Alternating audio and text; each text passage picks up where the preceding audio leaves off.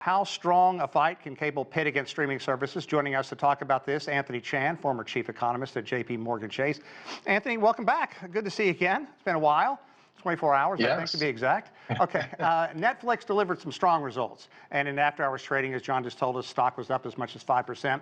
I want to get to subscriptions in a moment, because John talked about that. But right now, let's focus on how Netflix did so well this quarter. Well, I think they're doing well because they are able to invest in the business. Remember that most of their competitors are actually losing money on many of the legacy firms. So they're able to invest every year. And when that happens, it continues to increase customer engagement. They're also, of course, as you heard, working very hard on those passwords to make sure that nobody is really sharing those passwords. But more importantly, because they have really good content. And that's what's, I think, driving it.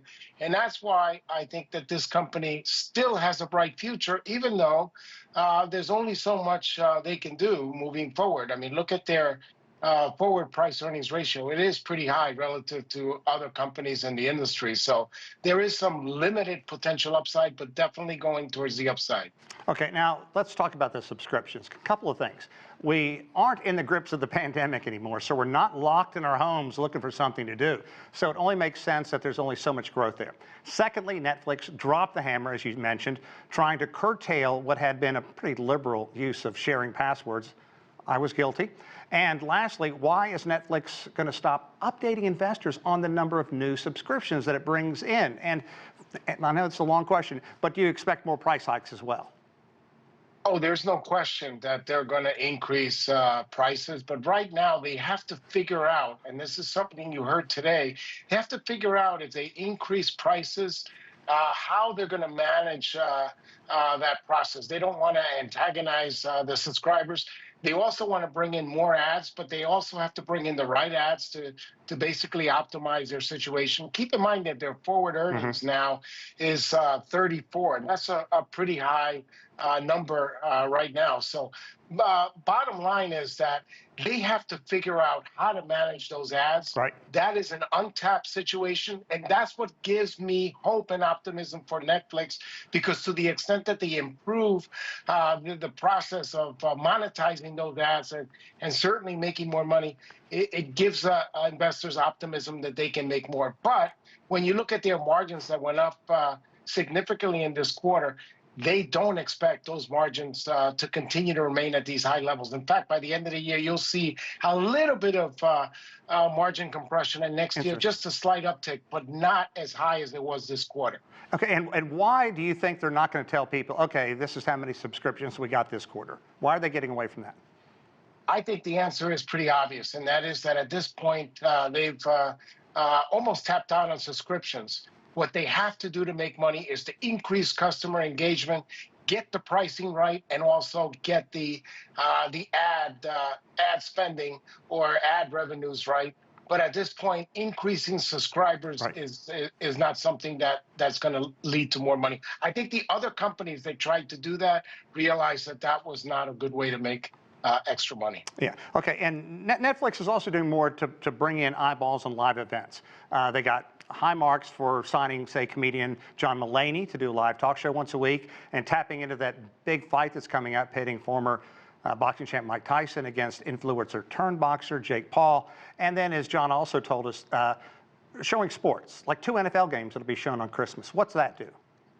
That's going to be huge, because those 2 live NFL games at the end of the year, you want that, because that's what it actually makes the subscribers to be sticky. That's going to reduce churn.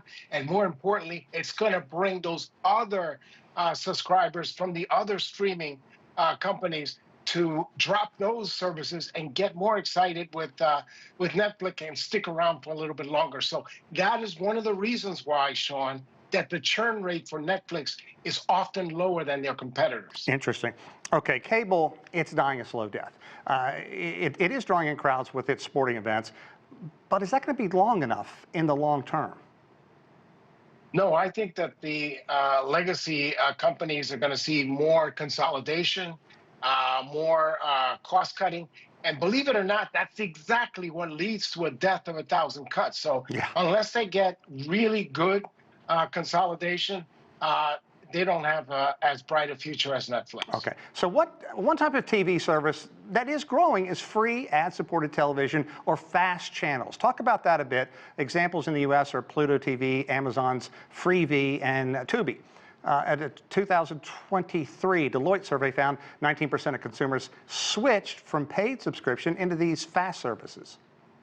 Yes, that is something that is growing, and that is something that is a threat to companies like Netflix. But how do they offset it? They offset it by trying to enhance the quality of the content, bringing in the live games. So again, it explains why Netflix has to spend billions of dollars every year trying to improve the content, because otherwise they're going to continue to lose subscribers to those services. But to the extent that they continue to have the big wallet, right, that is going to be a deterrent against losing market share. Okay, Anthony, finally, big media companies, and Disney comes to mind. Are they worried about streaming versus cable, or do you think major studios who own both types of platforms anyway? How is this going to shake out moving forward? Well, I think they know that streaming is the future. And one of the things that companies like Disney have learned is that they no longer can just go out for unlimited number of subscribers. They have to make sure that the subscribers they have are profitable, that they're pricing their service right. And they basically have to move closer to the Netflix model. But at the same time, they don't have the funds and the war chest that Netflix has. So it is an uphill battle. Some would say a Sisyphean task for many of these competitors.